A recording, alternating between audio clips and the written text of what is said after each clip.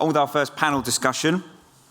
As I said, we're kicking off with a lottery focus this morning. The first title is The View of the Global Lottery Market by Financial Experts. So I'd like to invite our panellists up onto stage. First panelists are Hans Cornell, who's the CEO of Zeal, a company formerly known as Tip24. He has been on the executive board of Zeal since 2002 and was appointed chairman of the executive board in July 2011. We also have Stepan Deluhy. I have to apologise for some of my pronunciations over the next couple of days. So you can feel free to boo or cheer if I get them wrong or right. Stepan is investment director of KKGC. He's responsible for sourcing, executing and management of investments in the gaming and telecommunications industry. We've also got Richard Bateson. Hi, Richard. He's Senior VP of Sales and Marketing at Camelot. He's been there since 2005 in various roles, including Marketing Director and Controller of Game Development. And then your moderator for this session is Markus Geis. He's the CEO of NeoLotto and was previously Deputy Chairman of MyBet. So I'll pass it over to the capable hands of Markus. Thanks very much.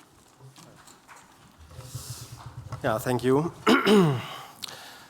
Before we start, I'd like to repeat Tom's invite to raise your hands if you have questions during the session, because we want to make it as interactive as possible. So please feel free to ask whenever you like.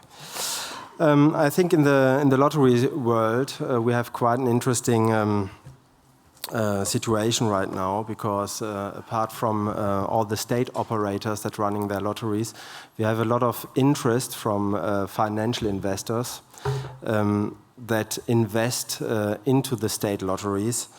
For example, we have KKCG, who is invested in the Czech lottery, or in Greece. We have OTPP, who through Camelot operates the British and the Irish lottery and is very active in the US. Then we have big funds like Apex or Permira, who are invested in Italy, in Sisal. And then we have Zeal, who is a very strong and experienced operator with a strong technology, and they're running businesses in the UK, for example. And all these investors are looking into the lotteries and are willing to invest money and experience and technology here. But before we go into examples of what have been done so far, I'd like to ask all the three of you about your general strategy when it comes to lotteries. So what are you currently doing, and what are your plans, let's say, over the next 3 to 5 years? And which are the interesting opportunities that you are looking to? Maybe Hans, you can start. Certainly. So we are a company which is in the lottery industry since nearly 16 years now, focusing purely on interactive lotteries ever since. So basically, we're pioneers when we started some 16 years ago. And I believe still are pioneers, because in the lottery space, interactivity has not yet come to the maturity which we see in other industries like the gaming industry or other and consumer industries. So that's one of our focus points, to bring innovation to that industry space, create a better world of lottery. That's the vision we promote. For the sake of the consumer, for the sake of other stakeholders in the markets like charities, and it's a strong point here. Here we either tend to act as a service provider to existing lottery operators and help them to make their products interactive, like we do that in Spain with the Once Lottery, one of the largest charities in this world.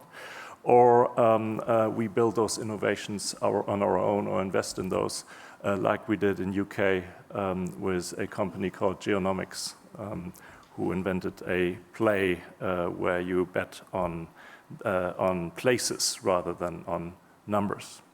Stepan, please tell us a little bit about your portfolio, about your investments and what you're currently looking at. Yeah, definitely. Hello, please first let me introduce myself. I'm Stepan Dlouhý. I'm an investment director at KKCG. KKCG is a private investment holding, and basically we're something like a private equity fund, but unlike traditional private equity funds, we do not manage any outside money. We only manage private money of our owner. Therefore, our I would say, advantage is that we can take on much longer investment horizon, which actually makes the lottery world very interesting for us, because we believe that lotteries are potentially very interesting companies, but not for people who want to just jump in and make quick cash. It's for long-term strategic investors like us. And currently we have Sazka, which is Czech National Lottery, with 95% market share in draw-based games. And together with other investors, we are controlling 33% in OPAP, which is a Greek national monopoly, I would say dominant force in Greek gaming, company with more than 4 billion euro in revenues. And I'm personally responsible for new investments in lottery and gaming. So I look for new opportunities predominantly in Europe. In terms of concrete examples, last year we were very actively involved in privatization of Turkish National Lottery, Milli Piyango. Unfortunately, that finally didn't happen because of very high price expectations. And it seems that most likely the tender will be cancelled. At least this is our view. And right now, as we speak these days, we are pretty much interested in Casinos Austria and Austrian lotteries. So we are very much focused, I would say, on the traditional land-based lotteries. At the same time, we are great believers in digital and online and mobile. So what we want is actually to, our companies that we've invested in, to take them through this kind of a transformation from, I would say, usual national champions and national monopolies to kind of fast-moving companies of digital age, 21st century. And this is basically what we're up to, and we are very much interested in investment opportunities all across European gaming space. Thank you, Richard. So you're operating in the UK and in Ireland, and maybe you can explain us a little bit about your relationship with OTPP and some of the experience in the UK and Ireland, and what you're doing in the US. Yes. Okay. Hi, I'm Richard Bateson. I sound like an alcoholic here, actually. I've been in the industry for 12 years. I was very lucky, actually. I joined to set up EuroMillions. I'm now the president of EuroMillions, which is the biggest multi-jurisdictional game. So I've got quite a lot of experience in the European market. To answer your question, Marcus, Camelot was bought in 2010 by the Ontario Teachers' Pension Plan.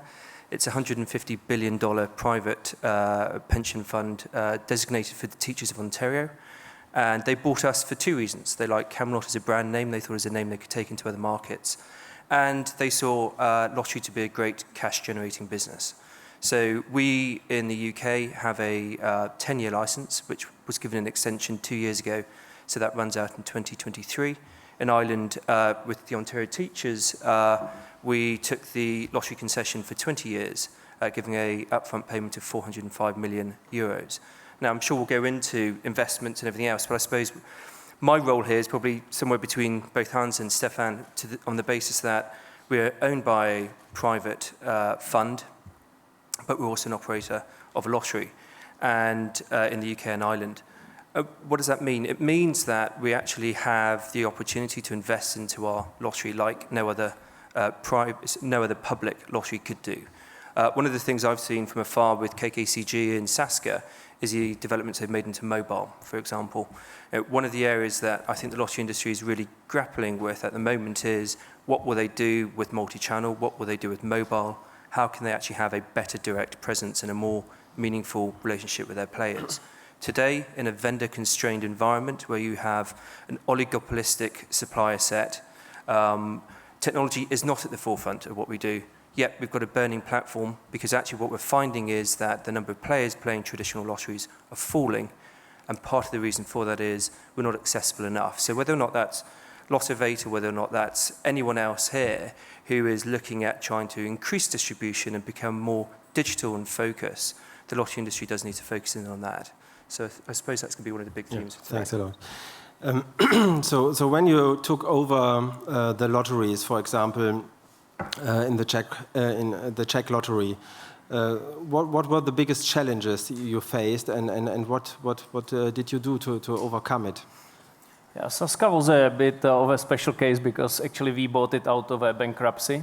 It's very difficult to understand how can a lottery company, a national champion, strongest consumer brand, end up in a bankruptcy. Still, it's possible.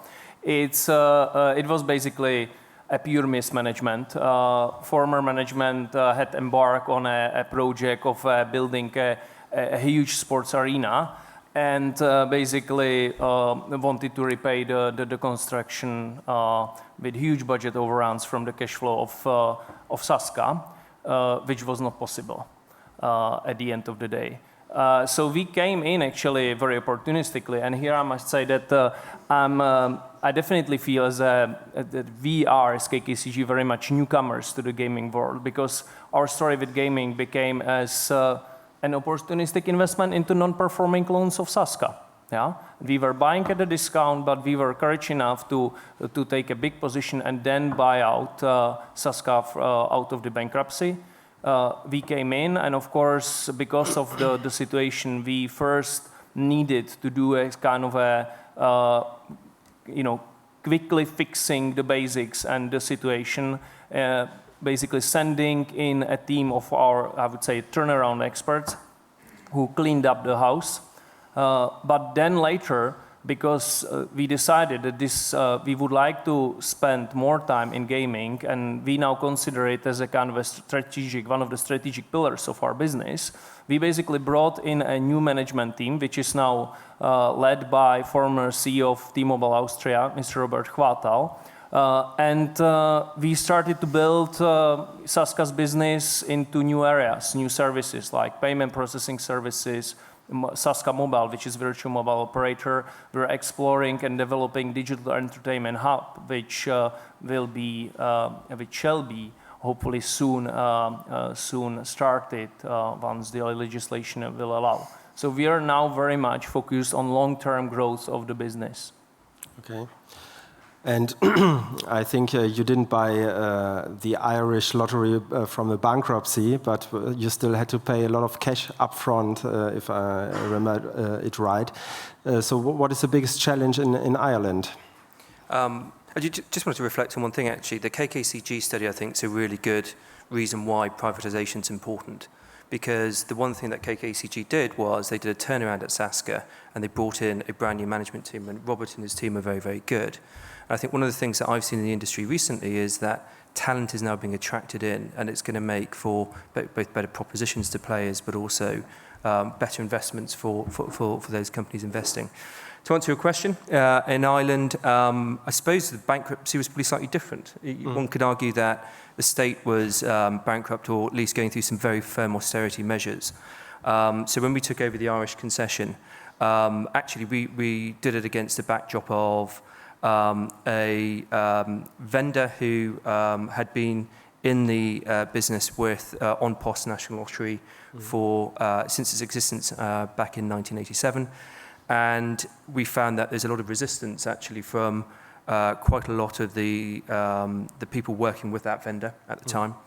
But what we have done is we've managed to invest, bringing in new technology and a new way of doing things in Ireland.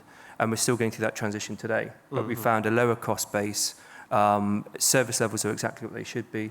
But we are finding that we're going through a privatisation with public staff going into a private world, and how we deal with unions and how we're dealing with that transformation of the organisation is definitely being something that is a new challenge for us. The technology is your technology? No, the technology is Intralot. So Intralot provide 3,900 terminals into market, and we will soon be putting our internet platform into the Irish market. In the UK, last year we launched our own internet platform. So this isn't just me rambling on, there's a common theme here. And the reason why we did that and the reason why we're putting it into Ireland is that we couldn't find that the traditional vendors could provide us with the online or the digital presence we needed. And actually it's a common theme going around the European market at the moment, that the vendors aren't necessarily enabling what we need them to do. And therefore, quite a lot of the lotteries are going and developing their own technology. And as such, we've done that, so we'll be rolling that out into Ireland in the next 12 months or so, a new internet platform. Okay. Stepan, on which technology are you running? In the Czech Republic, we're on GTech at Saska, or IGT these days, and Greece, OPAP runs on Intralot. Okay. And Hans, I think you have two very interesting examples. One is in Spain, ONCE, and one is in the UK, the Geo Lotto. Can you tell us a little bit about the project itself and what's important to make it a success, either in Spain and also in the UK? Yeah. In Spain, I believe the challenge or the major challenge we have there is we are working together with a very traditional charity organization, a very large charity organization, which focuses very much on sustainability. And to bridge that to the level of agility you would need to successfully conduct an interactive business, I think is that what we needed to solve.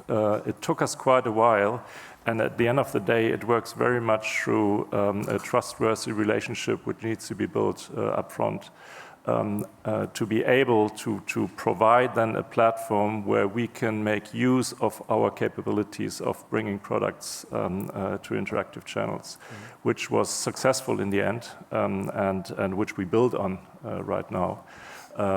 With a very satisfying environment which we created there for all stakeholders. The interactive channel is the most successful channel of ONCE ever since we started to run and operate it. And obviously technology is a huge part of it. While our understanding of technology is not just creating software, but it's the full integration from a consumer perspective to product management down to technology. If that doesn't work well together, probably you can't be that successful. And innovation, consumer-oriented innovation, is probably one of the key success factors here. And that mirrors exactly what you're saying. So some lottery operators are willing to take the bet on their own, and they build it, often privately owned operators, and others need support, and that's where we step in. One important topic, and that was mentioned before, and I even saw a citation here on the screen, is to bring talents to that industry. Which was not so obvious in an environment which for decades, if not centuries, was monopolistically protected in a way. And what we see with ONCE is, apart from the opportunity to bring innovation, to bring new channels, to bring interactivity to the product, another possibly even as important topic is a sense of purpose. And to have that integrated part in lotteries of doing good causes, of providing money for good causes, creates a great sense of purpose, which becomes more and more important to attract talent to industry. So we have a good foundation here. We need to add a few more things. And I believe then in the lottery industry, we can be able to attract best talents and to compete in that war for talents, which is going on for quite a while. And in that sense, also our investment in UK, in Geonomics, was important to us, because again, it is access to talents and access to innovation to create great products which the consumers deserve in that industry, and which we do not yet have fully applied to the interactivity of the channels we serve. What has happened in the past, I would say 10, 15 years, when it started to bring lottery products to interactive channels was basically that the traditional products were taken and then they were sold through interactive channels. And that's how industries start. When they go online, they take the products they have outside and then they bring it to online channels. But I believe we need to go far more down the road because the interactive channels give us the opportunity to create products which are purely interactive products. And there is a huge potential at the end of the day for acquiring more money in lottery markets for good causes. That's what the purpose of lotteries is for, and that's by far not fully exploited. Not in Holland, not in many other European countries. Mm-hmm. Okay, so I understand that to have success, it's important to have technology, people, cash, and to succeed in the migration from the offline to the online. And I understand that you all agree on this. Yeah, it's less a migration. I believe it's creating something new, and that's what we often observe in markets where we step in. That's less migrating existing volumes which are sold through shops to other channels, but it's more that you address additional potential of people who in principle are excited about participating in lotteries, but who are not addressed by the traditional channels. Yeah. Okay. Just to add on to that, I think that's a really important point. One of the things we learned in the UK was that if you try and push people online and into a relationship they don't necessarily want, it actually is counterproductive because they'll often fall away from the category. So actually it's about accessibility. It's not about migrating. Yep. It's about, I hate the phrase, so apologies, I'll probably get lynched afterwards, fishing where the fish are, allowing people to have access to your products wherever and whenever they want to. That might be with more retailers, or that might be by having a mobile rendered experience, or whatever it might be. And actually, interestingly, in the UK, we have grown our online channel over the last 5 years by 102%. Our retail channel has also grown by 27% in that period of time, because we are trying to invest in both, and it goes down to accessibility, not migration. Okay, and I guess it's the same in the Czech lottery and in the Greek lottery. Yeah, very much. Of course, there are some boundaries given by current legislation, but as I said, there's expected new legislation in the Czech Republic, and we are very much focused on creating, I would say, a whole new customer experience, not only just simply migrating people from offline to online, because there, I believe, exactly as you said, it can be difficult because you really have to deliver something to people what they will really want and they would be excited with, and that's why we are investing a lot of time and effort and money into kind of building this new thing which we call digital entertainment hub in the Czech Republic.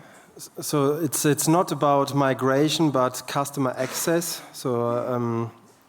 And whole new customer experience. New customer experience. I think that's a nice story, but I'm wondering if the offline sales people and the unions, if they are buying it. So that's really addressing new customers, or if the unions are saying, look, you are stealing my business, and then they go on strike, and I don't know, something like this. I think there's two bits. So I'm very fortunate. I work both in the US and in Europe. Yes. And in the US, the big issue you've got is you're going to destroy retailing if you were to go online, and player protection. So you can have underage people playing the lottery all the time. Well, both points are balderdash, right? The first one is that if you look at online, those people who will play online will play because they are actually into e-retailing. And that migration is happening anyway. And the stat I just sort of said about the UK is what we've seen in other markets where we've advised on getting the right people to play online and actually investing into both channels. So the whole retail cannibalization point does disappear. And it disappears for one reason, and that is because actually it's the most, and people don't like this expression, but it's the most ritualistic or habitual product that you can have is the lottery. Because you play it when you're going to go and buy your milk or your paper or do your shop. You go and buy Lotto or Eurojackpot here or whatever it may be. And therefore, to change someone's behavior so pronouncedly takes quite a lot of marketing investment and quite a lot of persuasion that you're not going to find by just having an online platform tomorrow that all of your stores are going to shut down the next day. It just doesn't happen that way. So we're trying to prove that point in the US. On the player protection side, there are more monitors that you can put in place, in particular around underage, which is the other big concern that they have in the US, as well as being able to geolocate and ensure that you're not playing in native gaming reserves as well. So you can once you get over that case, actually, you start to go into something which is completely different. And I was speaking last week in London at a digital retail forum, and the guy before me came up with this lovely expression, and it's called a phono-sapien. And if you think about Homo sapiens and the development of the human, actually what they're saying today is that the mobile device has become even more addictive than cocaine or anything else that you could possibly take. And he had these lovely slides and went through the whole lot. But actually, that is the truth of where we are today. If you think something like 73% penetration in Europe of phones, go back 20 years, it was 1%. This is a completely different environment that we're in. And if we don't actually start selling through mobile devices and any device that our players want, actually retailers will fall away because the category just will not exist. So it's trying to get that sort of story out to the unions and also to retailers that a multi-channel world is where you need to be.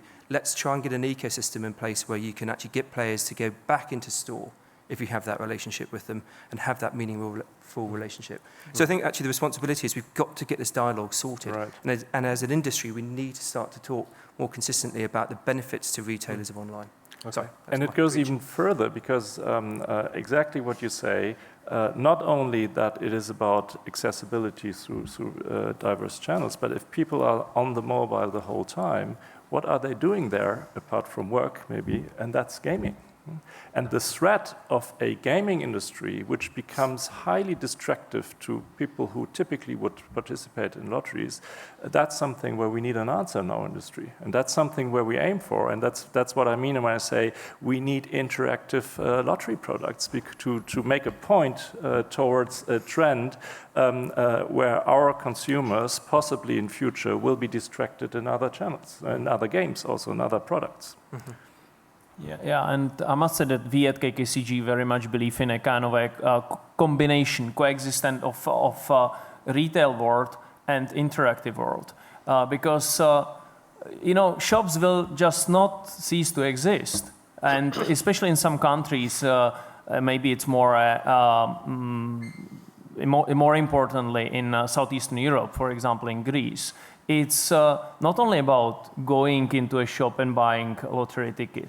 Yeah, it's much more about socializing with other people, about meeting your mates, having coffee in your favorite shop, and spending actually time in the shop, and playing Keno, playing lottery, scratch cards, sportsbook, and it's whole kind of encompassing experience that, and we just need to make sure that. Our customers have variety of choices, whether they would like to spend time in the shop, then play at home, sportsbook or lottery, and we have to kind of create kind of whole new experience for them, and this is the challenge in our view. So this means that you will allow also interactive resellers, interactive shops run by other people than you, because I understood that you say it's important to have a certain number of shops to be online, to give them a choice. So what is your view on interactive resellers, like, for example, Jumbo Lotto? They have this model to be just a reseller of an existing lottery. What do you think about this? In my view, of course, depending on the legislation, because it's not possible in all the countries. But in my view, it fosters competition, which actually then this is something that is very good for everyone, because it kind of then also forces us to behave quickly, to invest into talent, to come up with new ideas and new things, and having in the value chain other people with bright new ideas. Actually, the whole industry can benefit from this, in my view. But it has to be in kind of a controlled manner, and of course everything legal and under proper and right legislation. Yeah, I'd agree, and I think it does depend on regulation. Look, I'm British, so therefore we have one of the most relaxed gaming markets in the world. So I'm always going to talk about things like competition. But frankly, your point is I think, spot on, and that is it breeds innovation, and it will breed a better proposition to players. The one thing I would say, and I think if you look in Holland now and the choices in front of government, I think you need to be very careful about protecting the national lotteries, the State Lottery and De Lotto, because actually they have a very important role within inside of the country in the revenues that they provide back. But looking at the charity lotteries and looking at resellers and looking at that model, do you know what? The more access you can give to products, the better it will be. The more innovation you can bring in, the better it will be. You know, whether it's a Zeal or Jumbo or whoever it is. And if they can actually get that relationship for the lottery, it's good because they're reselling your products. So again, it's just more distribution. So Germany is a good example then, where it's allowed to have private resellers of the existing state lotteries. Without alienating anyone, I'm not sure Germany's necessarily the best example. I mean, I think. No, just focusing on the reselling model. Yeah, being able to resell, I think, is good. I mean, the different Länder and the different issues that they've got in Germany, I think, means that actually you've got a unique environment where resellers can exist in the way that they do. I don't know. I see there's sort of three types. You've got your traditional lotteries. Then you have what I'd call white label reselling. So you could go through any form of retailer and they'll be able to sell your products for you. We're doing it at the moment with one of the retailers in the UK, Tesco, and they will sell our products on our behalf. And they take the retail commission for it. And then you've got resellers who put a levy on it, but they can also then advertise and put their own promotions on. Resellers currently in the UK are not legal in many respects. That said, they do provide a service, and those people who actually use resellers and enjoy the service they get. Okay. And how do you see competition with charity lotteries? So on the one hand, you have the governmental-run lotteries and private-run charity lotteries. Is there relevant competition for the governmental lotteries? Do you want me to start? Or? I think you have, and if I refer this now to the Dutch market, I believe you have a unique opportunity here, which can create a situation where there are only winners which go out of that. Namely, on the one hand, I believe today there is no longer any doubt about it that there is a huge potential of increasing income for good causes by having more charity lottery operators on that market, by having a broader variety of products in here. Sums of 250 million euro, I think, is what I understand comes out of the latest studies on the potential of the Dutch market. 250 million euro more income for charities. But it's not only the charities who can be winner, it's the state, the regulator itself, because in a market which is clearly regulated, which is feasible for private participants in that market, the market participants themselves will make sure that the market is kept clean and that the rules are obeyed. And we see that in those environments in many industries where we have such a framework.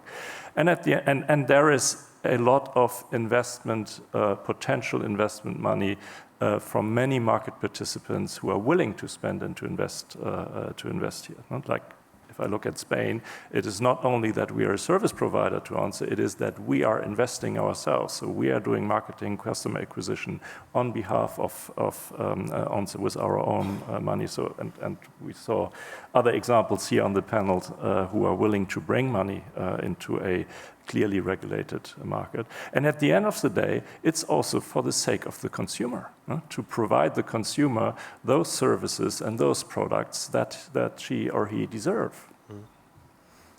Okay. So if... Can I just add a point on that? I think you're right.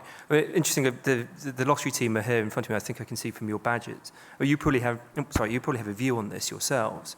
I think one of the things you need to be very careful about, though, is national lotteries have a very distinct purpose, not only for the reasons why, which are outlined earlier on by the chap before, but when you look at the big jackpots which are offered and you look at the shared liquidity that comes from those games, you need to make sure that you can ring-fence the monopoly or at least the characteristics of something like the national lottery. and then allow charitable lotteries to sort of coexist.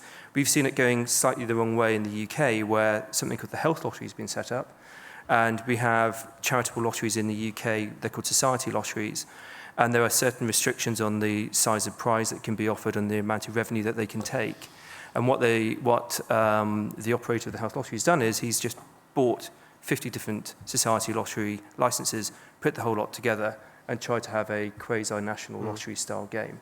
And so I suppose my one point would be you've got to have very clear regulation between the national lottery and the charitable lotteries, and make sure that the restrictions in place don't breed the competition you need on those charitable lotteries, but also don't undermine the national lottery itself.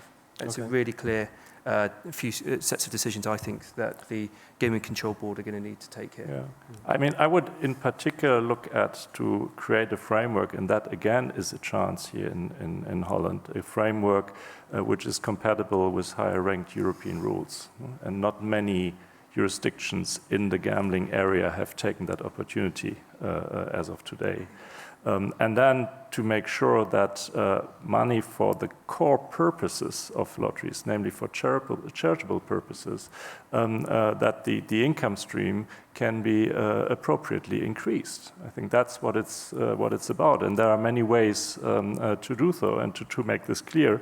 In particular, what would be compatible with European law is to focus on charitable topics in Holland, and to have that as part of the guidelines, so that you ensure that the money that is created through a new regulation, that stays here within purposes of this country. And that, to me, would be a more important framework to be coherent with European rules, to make sure that the purpose for the lotteries is used as such as it's meant for, and in that context to create a framework which allows private players to bring their innovative capacities, capabilities, market capabilities here for the sake of prosperity in this country. Yeah, maybe let me comment. We do not have charitable lotteries in the Czech Republic nor in Greece, but at the same time, we believe that there has to be a proper, very robust CSR policy.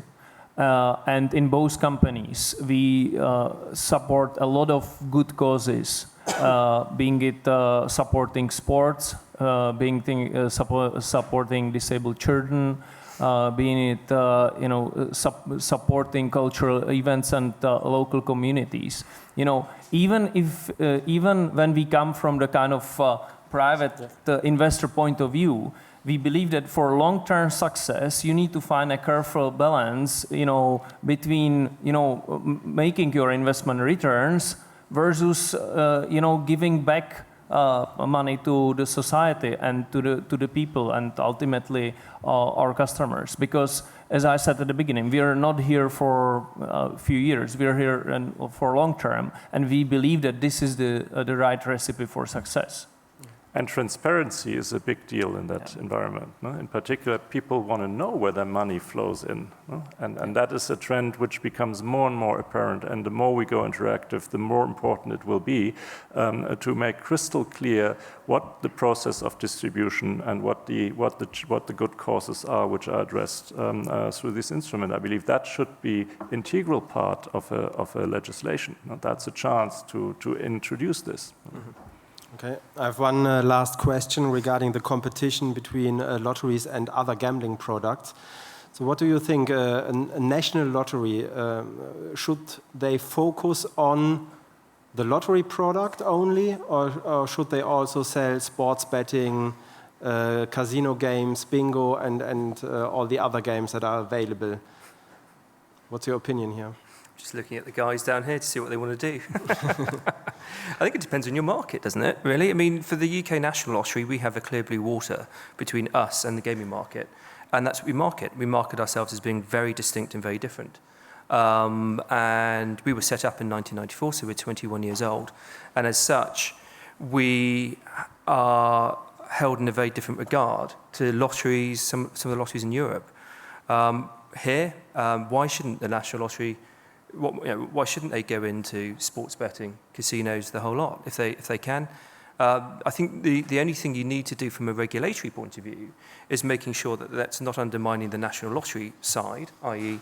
the lotto, the scratch cards and everything else that you do with inside of retail. But actually to have more compelling brands and a better offer to your players, I think lottery should be doing it, yeah. Okay. Yeah, totally agree. I would again use our two examples. Sazka is a predominantly lottery company, draw-based games, scratch cards. We also have a small online sports book, but it's just 3% of the market share. And we think that it is the best, in our best interest to keep it as it is. Yeah, because clearly its Sazka brand is associated with the lottery.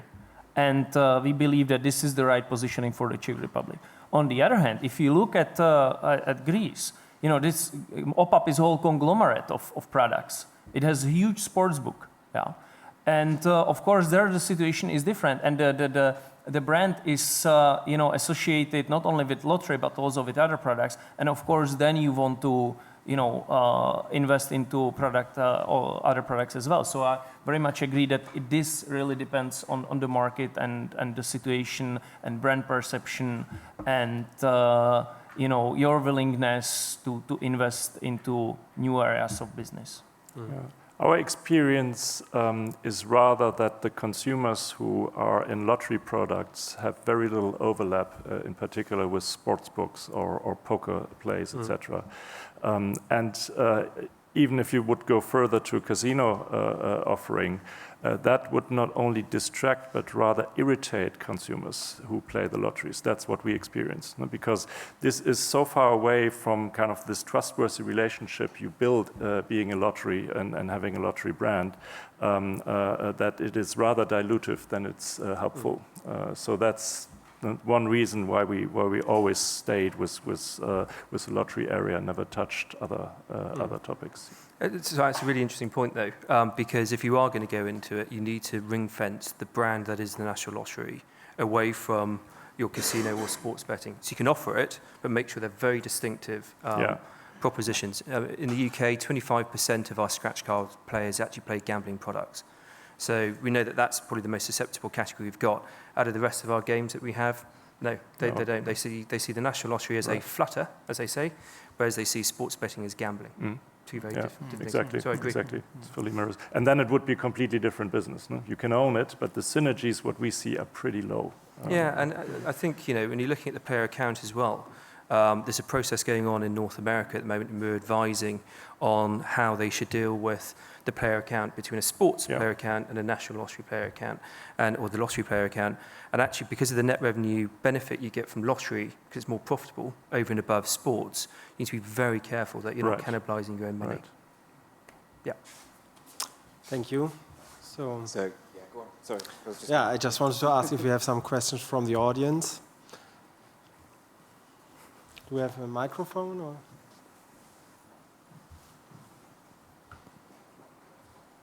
Yes, good morning. Sten Madsen, representing Statslotteriet in the Lotto. Stefan, Hans, a question. What would you do with if you only operate in lottery and the lottery is declining? I think, you know, I would go back to the Sazka case. We were, back in 2011, when we entered, we were not only facing a slow decline, we were facing a sharp decline and entry of very aggressive new market participants. Because in the Czech Republic, there's no formal monopoly. Anyone can have a license. Yeah.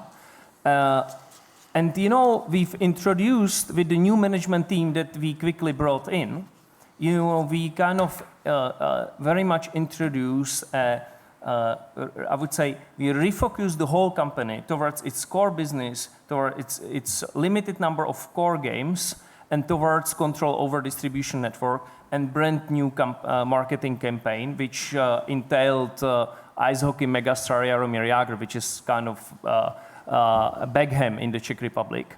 And at the end of the day, you know, all of the national lotteries have one super strong asset, and that is the brand. And if you play with the brand wisely, And if you invest into all these things that I mentioned, in our case, we could see that this paid off, yeah, and we regained our market share, and we were back at one point in time. We were losing like 30%. Now we're back at 95. We were like 65, 70%, and the rest 35 were new entrants. And then we quickly, after we introduced all these measures, we quickly, after an investment, regained back to 95. And basically what we do to answer such a question is we work together and talk with consumers. So when we develop new products, we do it in user labs. We do it very interactively with consumers, and we look for the problem before we create a solution. I believe that's often an issue if you fall in love with a solution, but there is not a problem which this solution can solve. And that's very general. More concretely speaking, that means that we need to look at the value proposition we create for our consumers. And the ubiquitous principle of lotteries to give in small money for the chance to have a life-changing event, that's completely unchanged, and we had a look at that. But the question is accessibility. The question is, people want to play. How much can I play? How much can I bring gaming elements to a lottery to keep people in contact with the product? How much can I make use of the charity aspect of lottery, which is inherent to that, to make this more transparent and to get a better interaction with consumers on that? I believe these are questions which we need to answer for the future. And the reason why we may, in some markets, see a decline is because so far we have not taken the focus to answer these questions. I'm very convinced that it is not on the principle gaming, or on the gaming principle of lotteries. That is something which, until today and for the foreseeable future, is and will be attractive to consumers. The question, how we bring the interaction, how we embed this in a proper value proposition to our consumers. And that's what we aim for, and that's what we are experts in since 16 years now. Yeah, and I would say, world is constantly changing. So it's always good to bring in a fresh perspective. Because I believe, and I've been looking at various lottery companies across Europe, and I believe there is a lot of talent, a lot of good people, very good work, that has been done, and you can build on that, and maybe bringing something new, something from a different industry. For example, for Sazka, we hired ex-top telecom executive from T-Mobile, and it worked. Yeah, so I think we have to constantly adapt to the changing environment. I think we've got time for just one more question, if anyone's got one. Yeah, over here.